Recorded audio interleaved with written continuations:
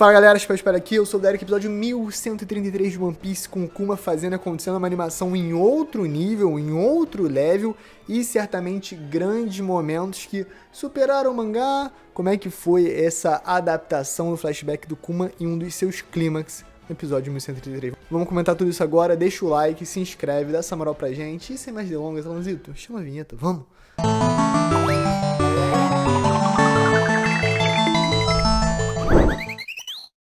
Diretamente de onde paramos, o episódio abre com o reino de Sorbet em chamas. E a gente sabe exatamente quem é o responsável por isso. É óbvio, é o rei Becore, o rei tirano, psicopata maligno que habita em Sorbet. Mas eis que existe um herói na ilha, porque lá na igreja, no sul, onde está todo mundo sendo queimado vivo, sufocado, morto, caçado, Bartolomeu Kuma é o homem que tem a solução. E qual é a solução? Quando o diálogo não funciona, quando de todas as maneiras você tenta e não resolve, é socão na cara. E uma coisa bem legal nesse início é como realmente você se sente numa fornalha.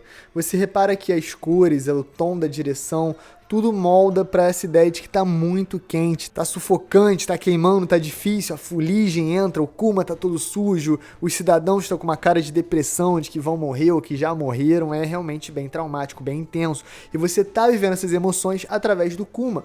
Só que tem uma outra parte da cidade que tá bem mais tranquila. Pra mim, realmente, a grande pegada desse episódio é a animação da expressão dos personagens. Dessa vez, a Toei realmente fez questão de mostrar eles sendo exatamente como eles querem ser. O que eu tô querendo dizer? O Rei Becore, ele é completamente desprezível. Ele tem essas expressões desprezíveis super bem animadas e logo nesse início já fica na cara. Quando ele maquiavelicamente revela a verdadeira intenção por trás do seu plano, é só muito triste e patético, porque ele basicamente fala que uma cidade ao oriente cometeu o mesmo crime contra a própria população e foi elogiada pelos dragões celestiais, que consideraram a cidade mais limpa por ter se livrado do lixo. E aí, óbvio, ele faz isso tudo com essa expressão convencida, bem nojenta, e claro, os súditos estão tendo que seguir as ordens, chegando num ponto que toda a população começa a protestar em frente ao palácio por causa daqueles atos nojentos, terríveis cometidos pelo governo de Sorbet.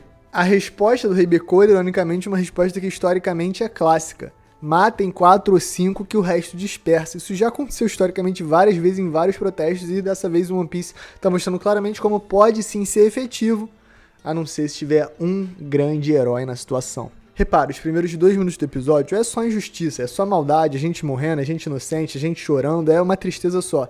Isso vai construindo emoção que você já tá sentindo, porque esse flashback do Kuma é muito sobre essa injustiça que eles passam, e aí o Kuma chega a um ponto que quebra. Ele não aguenta mais. E, cara, que animação pra representar esse sentimento. O Kuma, ele deixa de ser humano por um momento, né? Você sabe o quão amoroso, gentil e fofo ele é. Mas dessa vez ele parece simplesmente uma máquina de matar. Fica trincadaço todas as vezes ali, o sorriso meio psicótico, aquela coisa de ódio, né? Que você mostra todos os dentes realmente cheios de vontade de... Entendeu? E aí eu acho que esse sentimento muito bem exposto no Kuma, que a gente sabe que mais pra frente vai ficar robótico, eu acho que é um contraste interessante, porque ele sempre foi calmo, sutil, de certa maneira robótico, mas não. O Kuma sempre foi muito gentil e respeitoso, e dessa vez a gente tá vendo os limites quebrados de um homem gentil. Ele vai destruindo e derrotando todos que se opõem, porque o Kuma tem um nível de poder muito absurdo, ainda mais no contexto do reino de Sorbet, os guardinhas, né? Imagina ter um guardinha no reino de Sorbet treinando pra proteger o Rei Becore e aparece o Kuma querendo te dar um socão na cara. Não tem o que fazer. Ele, obviamente, entra na sala do trono e o Rei Becore, da maneira mais patética, rastejante e triste possível, começa a oferecer para ser co-rei. Ah não, você pode governar o sul e tal, não tem problema, o lixo de lá já foi liberto, já taquei fogo no lixão todo, tá tranquilo. Cara, isso dá um ódio, dá um asco no Kuma. A gente entra num flashbackzinho recente, né? Ele acabou de ver uma filhinha, uma criança ali, perdendo os próprios pais para as chamas. Isso é extremamente brutal, tenebroso. E, obviamente, é o que move o Kuma a cerrar seu punho e querer destruir o Rei Becore. A gente tá sentindo esse schadenfreude, né? Essa vontade de ter nossas emoções acalentadas pela violência. Durante toda essa cena, as expressões do Rei Becore são um show, as expressões do Kuma são um show, elevando realmente o episódio a níveis técnicos mais altos, tá? Não é um episódio comum de One Piece, é sim acima da média, mesmo pós o ano, quando realmente subiu muito o nível de produção, E, realmente, os maiores detalhes desse episódio pra mim, além do trilha sonora em certos momentos que ficou excepcional, é nitidamente a cara dos personagens. Porque dessa vez o Kuma fica revoltado, o Rei Bekori tá sempre bem ali, medroso e tal, e ele junta o poder todo na patinha, a gente pega um zoom out, e aí a gente vê de fora do palácio simplesmente a escala do impacto do Urushu Shoka. O Rei Bekori tenta ameaçar o Kuma, mas não tem mais o que ser falado. No mesmo ângulo que a gente vê o Luffy socando o Tenryubito, a gente vê ali o Kuma chegando pra cima do Rei Bekori, talvez uma referência de algo que ainda está por vir, mas independente, uma referência de algo que a gente já viu acontecer também, né? As duas coisas ao mesmo tempo. Do palácio a gente vê simplesmente o tamanho brutal da patinha, né? Deve ter sido realmente um golpe absurdo, não sei como o Rei Bekori sobrevive pra fazer mais maldade poucos minutos pra frente do episódio, mas uma coisa bem inteligente da direção, a gente corta pro Jay Garcia já maquinando as suas maldades pro futuro, né, querendo saber quem é que conseguiu depor o Rei Bekori. Pum, próximo corte tem a resposta, porque tá todo mundo falando Kuma, Kuma, Kuma. E aí, pelos próximos minutos, temos um tom mais relaxado no episódio, né? O Bulldog, que era o rei 2 gerações antes do Rei Bekori, simplesmente volta a operar do palácio, né? Se torna um rei pragmático, mas o povo reconhece, na verdade, o rei como Kuma. E tanto o próprio Bulldog fala que ele é o assistente do Kuma, o que é bem maneiro, bem interessante, né? Mostra que ele é um cara do bem. Eu amo também a introdução da Connie, né? Que é a rainha viúva do reino de Sorbet. Por quê? Porque a Connie é exatamente quem a Bonnie se espelha para anos depois, pós-time skip, invadir Marijoá como se fosse uma velhinha. Essa velhinha simpática que é a Connie. É muito bom também que ela serve ali pra brincar com os poderes da Bonnie, e a Bonnie aprende com ela, né? Aprende a ficar mais velhinha, bem ali na hora, fica um detalhezinho mais pra frente no episódio. Mas realmente é uma cena bem fofa e bem legal da Bonnie crescendo, tendo os limites do seu poder e tudo mais. Só que fica uma dúvida, né? Como que ela comeu a Akuma no Mi? Em que momento? Ela tava presa numa igreja, tipo... Essa dúvida fica no ar, ainda não é revelado esse mistério, mas a gente entende que ela tem a Toshi no Mi, que é a fruta da idade, que realmente é uma fruta maravilhosa, que a gente vai ver ainda mais pra frente no anime, coisas interessantes. Porque o que já mostrou foi bem legal, eu acho que ainda pode fazer mais coisa. E claro, né, a gagzinha pra mostrar como ela descobre que tem a Toshi no Mi, é ela ficando igualzinha a Jean ali, numa idade parecida, né, adulta, e aí o Kuma caindo pra trás, né, ficando em choque, porque ele era apaixonado pela Jean, claro, mas ele sabe que é a Bonnie, então deve dar aquela, né, aquele tilt mental ali no paizão, que já caiu duro, mas depois se recuperou do choque. Só que a tragédia, né, sempre vem no reino de Sorbet. E dessa vez, aparentemente, o Rei Bekori conseguiu mais apoio, manipulou os jornais, manipulou politicamente o governo mundial, não que precisasse de muita coisa, né, pra ir lá pegar o reino de Sorbet de volta. Então ele chega com vários navios de guerra da marinha para retomar o que eles supostamente perderam pro Kuma. E o Kuma entende que a essa altura ele precisa matar todo mundo, então ele tem que defender o reino de Sorbet, só que a partir daí ele vai se tornar um homem procurado, e aí vai ficar vindo navio, Kuma derrota, navio, Kuma derrota, aí uma hora vai vir um vice-almirante, Kuma derrota, aí vem um almirante, vai ser pau a pau, até que eventualmente Kuma não vai tancar todo o nível de poder da marinha, porque ele vai se tornar cada vez mais um perseguido mais perigoso, que o governo mundial vai mandar cada vez mais coisa pra parar, ele sabe disso tudo, então ele vira um pirata, meio a contragosto, mas meio que conveniente, porque a gente sabe que ele parte numa jornada que ele não ia poder partir se ficasse lá cuidando da Bonnie o tempo todo. Agora, galera, a partir do minuto 11, mais ou menos, é um show o episódio, porque a gente tem primeiro as reações dramáticas do Rei Bekori, ameaçador, bem escrotão ali, querendo da maneira mais canalha possível calar o Kuma, e o Kuma num navio singelo ali, num navio humilde perante aqueles destroyers da marinha gigantes. Mas a gente sabe que o nível de poder é diferenciado. O Kuma já pula, com o Urushu Shoka na mão. A gente tem uma cena muito engraçada, cara.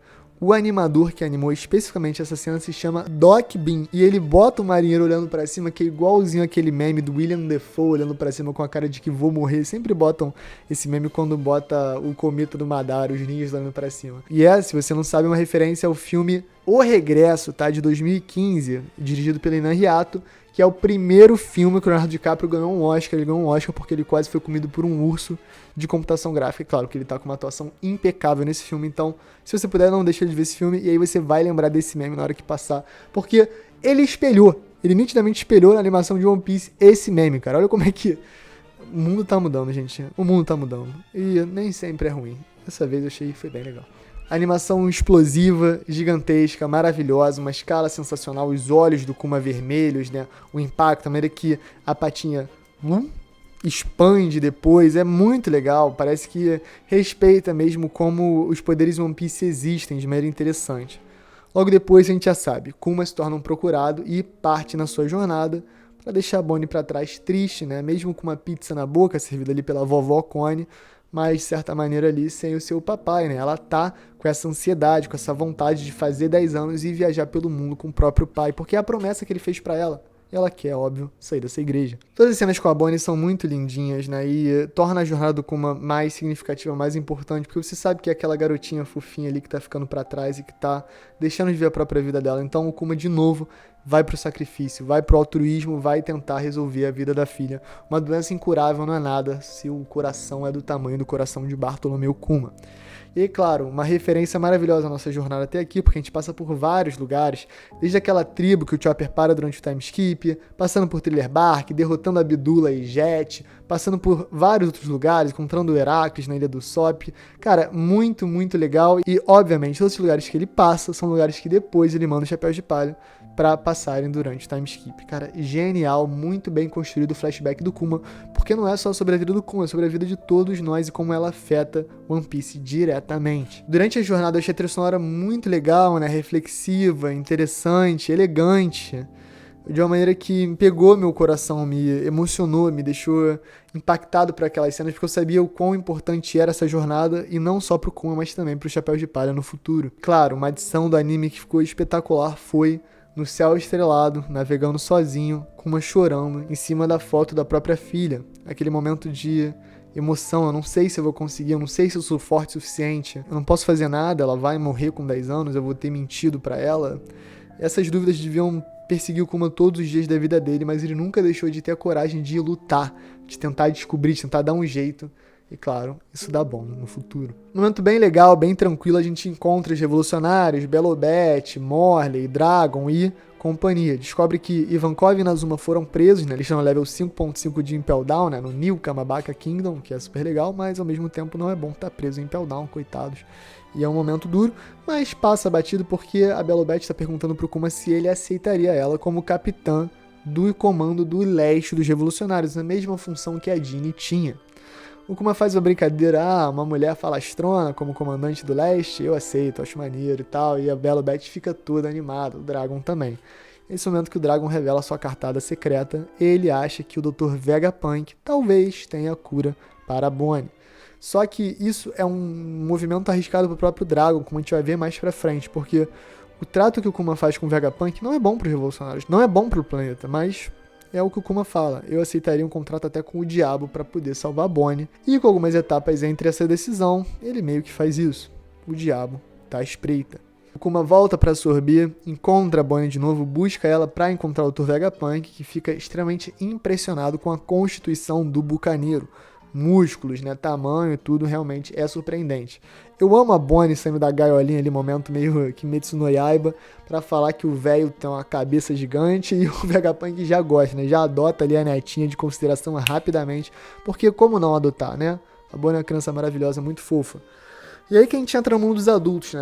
na política, na questão importante para a história do mangá. O Vegapunk teria a capacidade de curar a Bonnie, mas tem uma questão aí. Os recursos que ele ia ter que sugar do governo mundial para criar as células-tronco e realmente fazer essa cura para a doença da escama da Safira não seriam justificados por si só. Então, como é que ele justificaria? Criando armas de guerra. Como é que ele criaria armas de guerra?